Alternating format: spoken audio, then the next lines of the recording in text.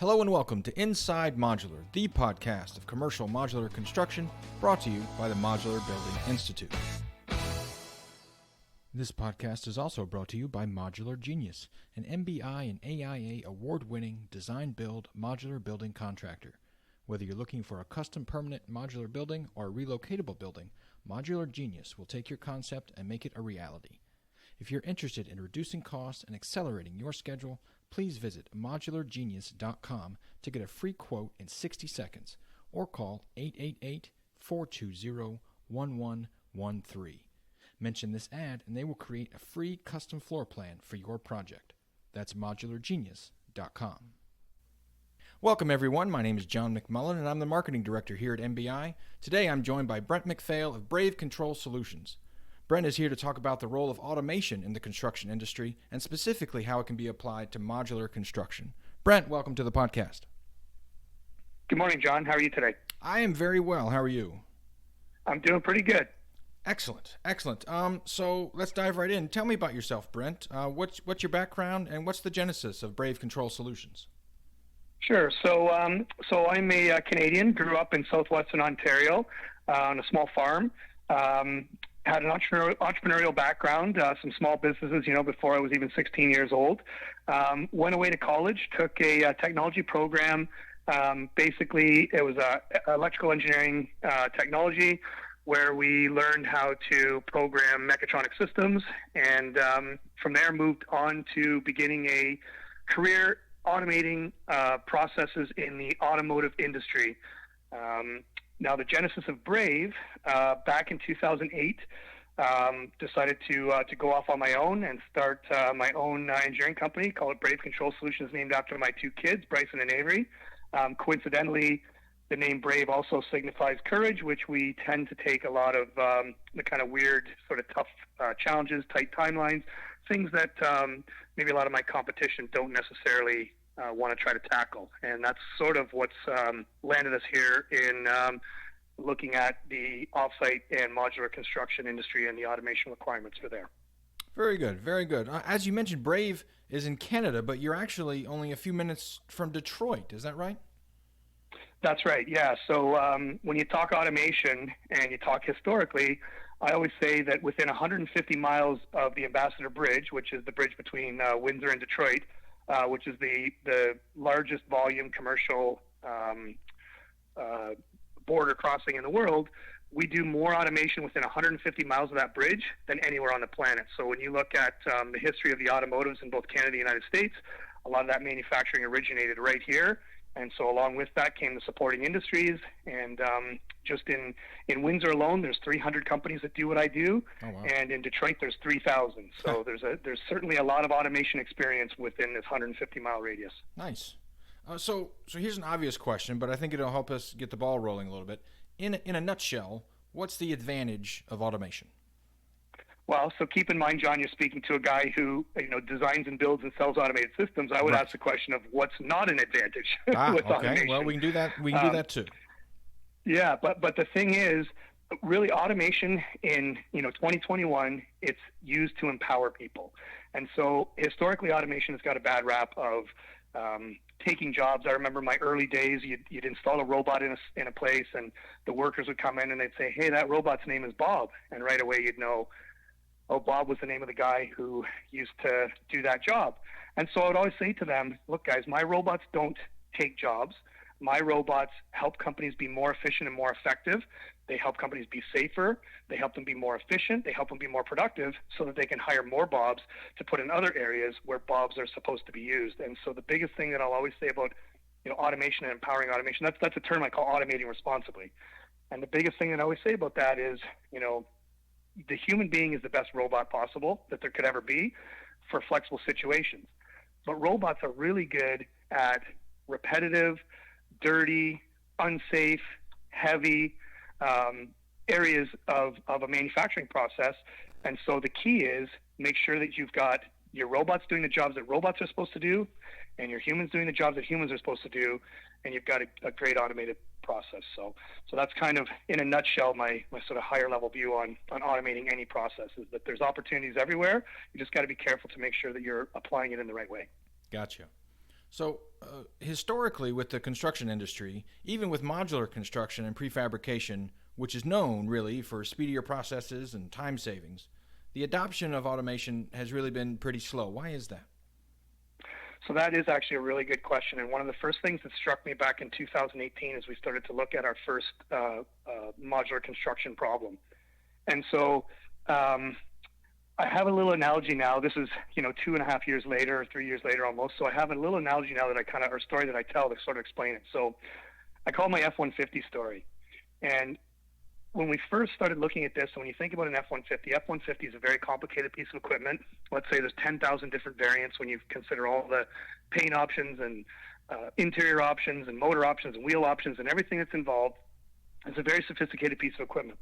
But there's one rule that is always true with an F-150, and that is it and all of its options are 100% known before you build a factory to build 1 million of them, and also, to build one every 54 seconds.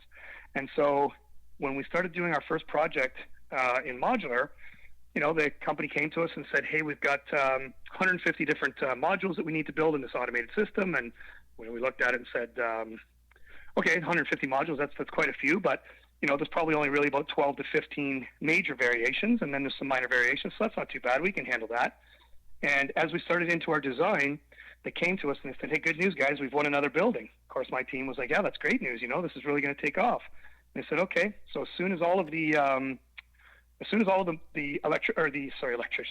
architects have designed the new modules, we'll send them off to you guys so you can build them in your machine. And that's when everybody on my team went, oh, wait a second, guys. It doesn't work that way. You can't send us things to build in our machine after we've already built the machine. Like, that's just not how automation works. And fortunately or unfortunately, this company said to us, well, that's the machine we bought, so you guys are going to have to figure it out. And effectively, that's what we've done. So as I now look back and I look at the automation industry and the construction industry, and knowing that computer-controlled automation has been around since the late 60s, yet there's next to no adoption in the construction industry, what strikes me is it's not the construction industry's issue, it's the automation industry's issue. And so, that analogy where when you're a hammer, everything looks like a nail. Mm-hmm. Well, what that means is the guys that are sitting in my seat keep going to the construction guys and saying, no, you don't understand. You've got to build your products more consistent. You've got to build them like an F-150. But the construction guys are saying, well, you don't understand. Our customers don't want to buy products like that. They want the variability. They want the flexibility in it. So the real challenge with automating in the construction industry is automation has to be able to provide the flexibility, but it's impossible to provide complete flexibility. On the other hand, construction needs to get some standardization in place so that where we meet in the middle will be where we can do a really good automated integrated project. Gotcha. So let's talk about the advantages of automation specifically for the modular industry. Are there some examples that you could give me about how automation could benefit a modular manufacturer? Oh, for sure, yeah. So the first thing that I want to say right off the top is what I'm basically saying is I work with my clients now is there's stages of automation companies. And so a modular company that has no automation would be it would be a bit of a risk for them to put in a fully integrated system. But there's a lot of stuff that you can do, a fully integrated robotic system. There's a lot of stuff that you can do before that. So we've got, some stuff we're calling build tech, intelligence around helping to kit things, make decisions, track product. And these are tools that are already available prior to Brave entering the market. One of the biggest advantages I think that Brave brings, because we're an automation company, not a software company first, we're the group that helps bridge like that touching. We touch the product. So we take the digital and we touch the product with it. We take the product and we push that up to the digital so we can give a better layer of integration there. But you move from that to sort of like what I would say would be a next level of automation, which would be some smart tools, but that aren't necessarily a programmable tool, right? So, and there's some products that are available. We're developing some of our own, but, to help prep material, cut material, sort of do one or two steps in a process to make it a little bit simpler.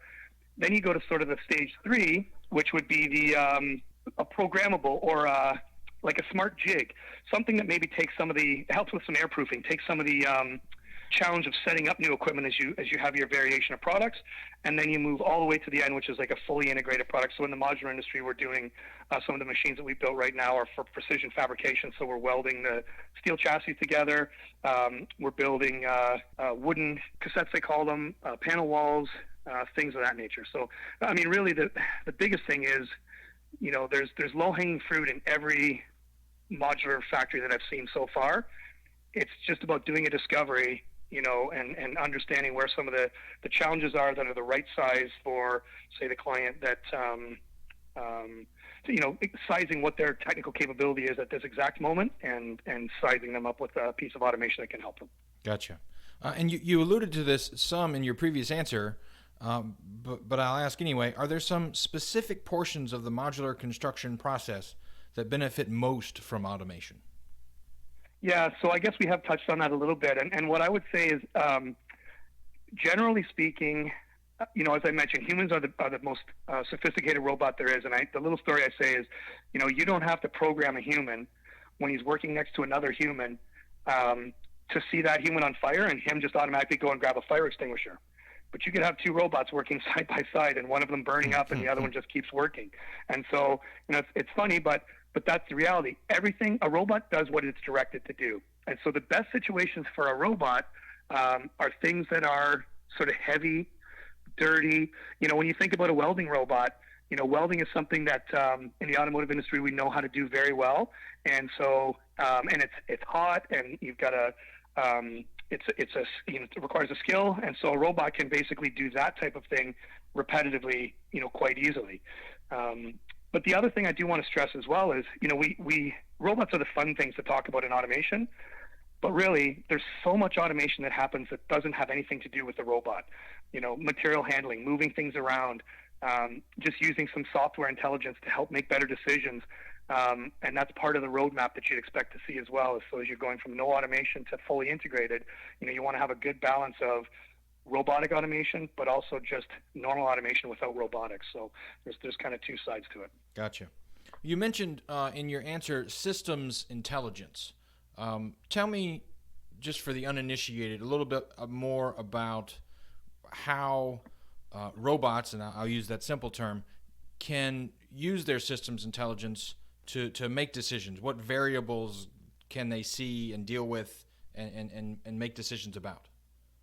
Okay, so actually, you maybe aren't going to be asking for as technical of an answer as I'll give you here, so I'll try to keep it high level. But robots don't necessarily make a decision other than what they've been programmed or directed to do. So that's maybe one of the misconceptions about a robot, is that it won't, people talk about artificial intelligence, but it's still quite a ways away, except for maybe a few small applications. So, but what we're talking about is a robot can only do as it's directed or has been preconditioned to do. So the job of a system integrator such as Brave is to examine the entire world of the process that we're looking at, and then pre-anticipate all of the potential decisions that will need to be made, and then we give the robot options to deal with in those. And so, it is a valid question, and why I say, a human is a much more sophisticated robot, because humans have that intuitive thinking. They can do that type of work on their own. And so, one of the challenges that we find in automating a system is that if you try to model a robot after a human exactly the way a human operates, you're going to fail, because the human is so sophisticated in what they can do. Their vision system, which we call eyes.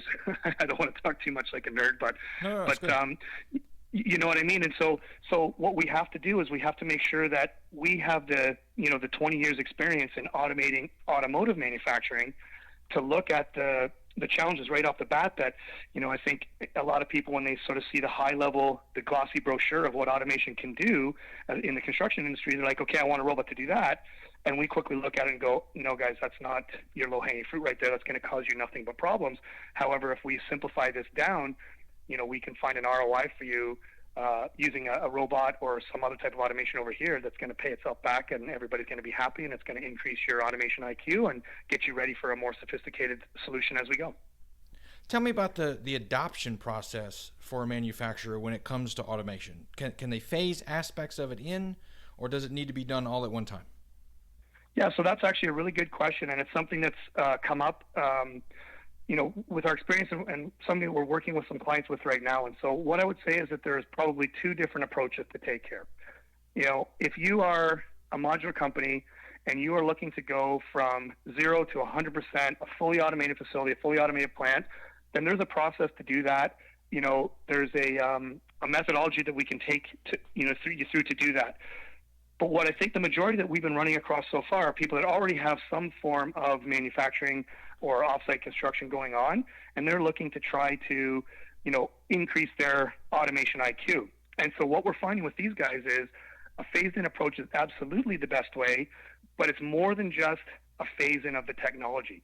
What the real challenge or the underlying challenge is that there's a manufacturing organizational structure that happens, in a manufacturing plant such as Ford. And this organizational structure has been in play, for 60 years. Well, what we have to admit even misunderstood was that when we walk into an offsite construction or modular construction facility, we see a factory. I see a factory.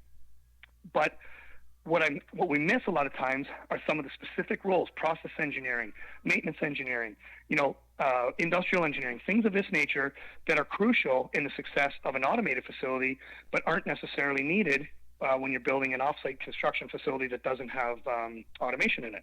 And so why that's so crucial is we have to intentionally help our clients get that level of intelligence when it comes to the actual sort of administrative skills. The analogy I always use is, everybody loves babies, but we know every morning when a baby wakes up, it's shit its diaper, and you've got to change that diaper.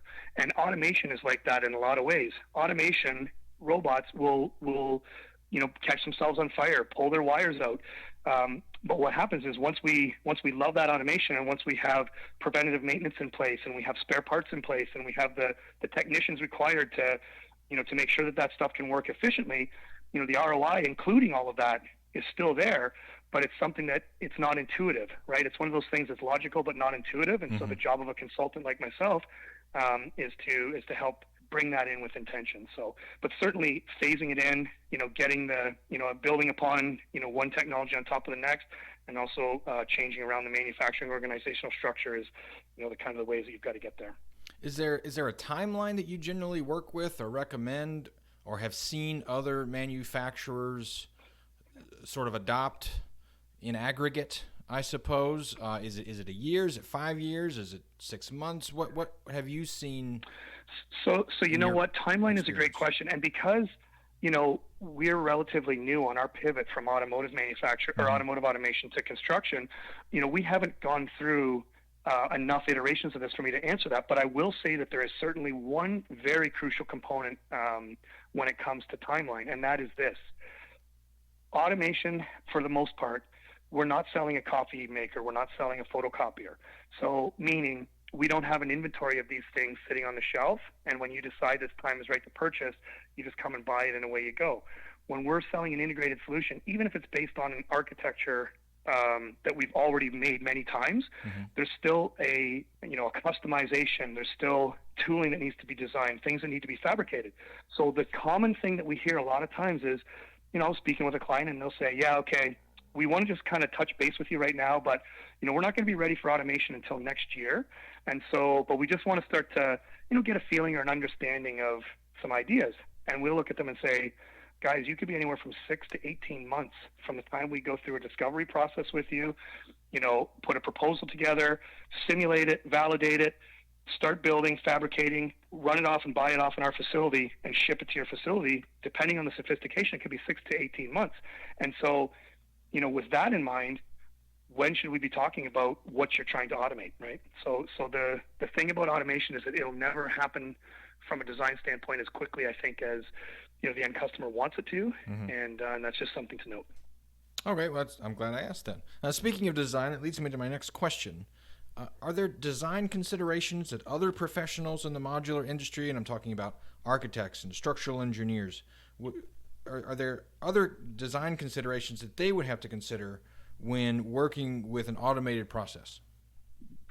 Yeah, so with the automated process, basically the word that we use is, the product has to speak to the automation. And so simply what that means is, structural engineer and architect, they can design a module in a lot of different ways, ways that I don't even fully understand, but I'm just starting to learn. But we have limitations and constraints in our automation. And so what the trade-off is can we automate a process 100%? Yes, but it has to be a very rigid process. Mm-hmm. So in the levels of flexibility that we're talking, we might only be able to automate 75, 80%. We have, a robot arm that's doing material handling, maybe a foot wide. And so if an architect doesn't realize this and he designs, spacing between two joists or two supports that are less than a foot, well, you've already run into a collision that the robot can't operate. In reality, it's probably more than a foot, not probably, definitely more than a foot, because you've got other clearances and other issues at play.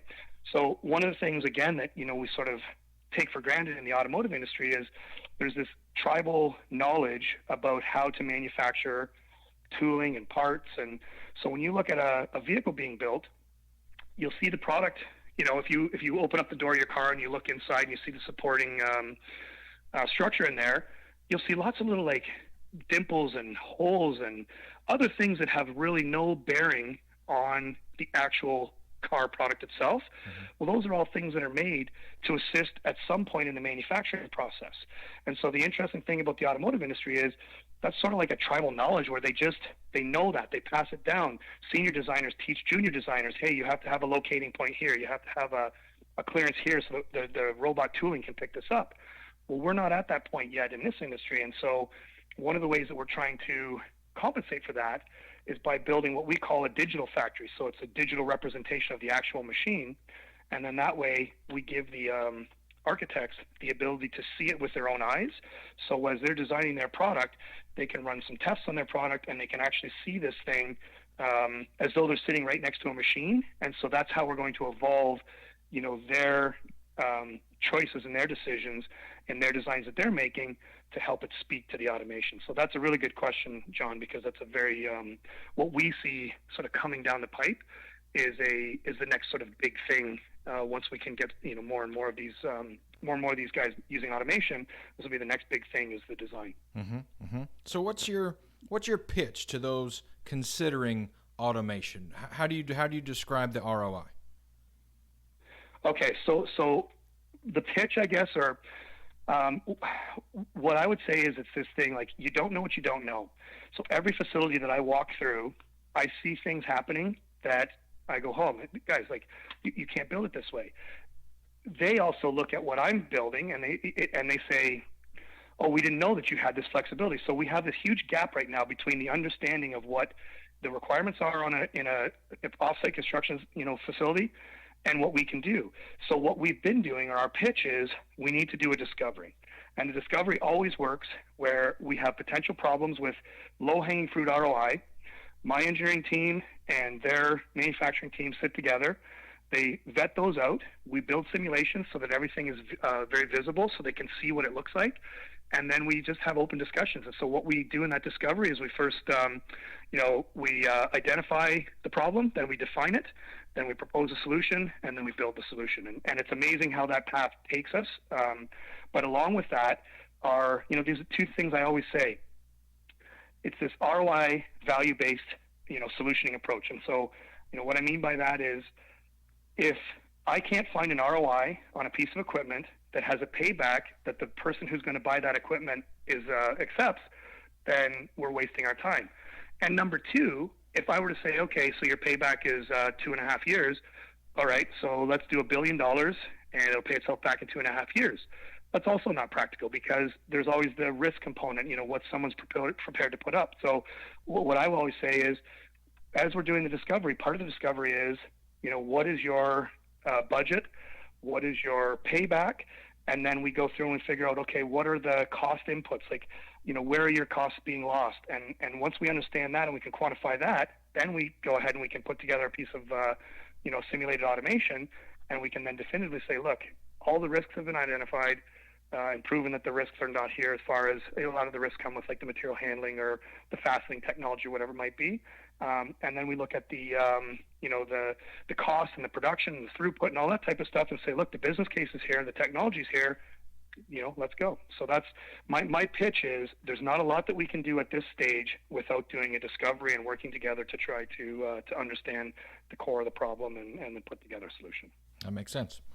So what's next for BCS? What are your goals in the next 5 years?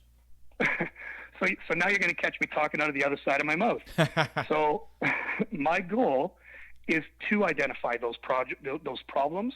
The more folks that I'm speaking with, the more I'm seeing sort of some consistent trends in some of the challenges that they're facing, and the more I do believe that we have the ability to make some standard products. So as much as I say what we don't do is make a coffee maker or a photocopier, wouldn't it be cool if we were making photocopiers or coffee makers that we could just basically say, here, take this and plug this in, and this will get you your first step. So in the next 5 years, we've got our CAD to Path product currently, but we're developing some other products as well. So that's sort of on one vertical. And then on the other vertical, we are building a system to basically assist the other side of the spectrum, which is the modular guy who wants to go from 0 to 100. So when I say, how can we intentionally get you there? What we're doing is we're building the intentional system. I kind of name it, I say it like it's like a rocket launching. So, you've got your lift off, but if you work backwards, T minus 18 months, bring in a, HR recruiting person. T minus 16 months, bring in your manufacturing engineering, and sort of we're putting together our best brains from a manufacturing standpoint and trying to build out this intentional process to be able to assist in setting up a factory from 0 to 100%. Well, I just wanted to thank you for your time today, Brent. This has really been a learning experience for me. It's a fascinating look into a fast-growing portion of this industry. So I appreciate your time. Thank you. Yeah. You know what? Thanks for having me. And it's very exciting for us to be a part of this. For years we've basically had a company that its sole purpose is to increase shareholder value for automotive plants. We find our ways to make ourselves happy by the new technologies we introduce and whatnot. But truly, at the end of the day, that's what it was. And the thing that has us so excited about being a part of this offsite construction industry is that there is a global labor shortage. There is a global housing crisis. And so we feel that we now can use our technology to really impact something much bigger than our shareholders. Now, for all the business owners out there, don't get me wrong, we're still trying to impact the shareholders as well. But basically, it's very exciting for us as well to be a part of this industry. So, well, thanks. And you guys are new members, I believe, right, of MBI? We are, correct. Yep. And actually, I'm going to be speaking at the show, the World of Modular virtual show, some more topics about this coming up. So. Well, very good, very good. And thanks for coming on, and thanks for presenting at World of Modular. We're always happy to talk to a presenter, and we're very excited about that show ourselves. So, thanks again. My name is John McMullen. This has been another episode of Inside Modular, the podcast of commercial modular construction. Until next time.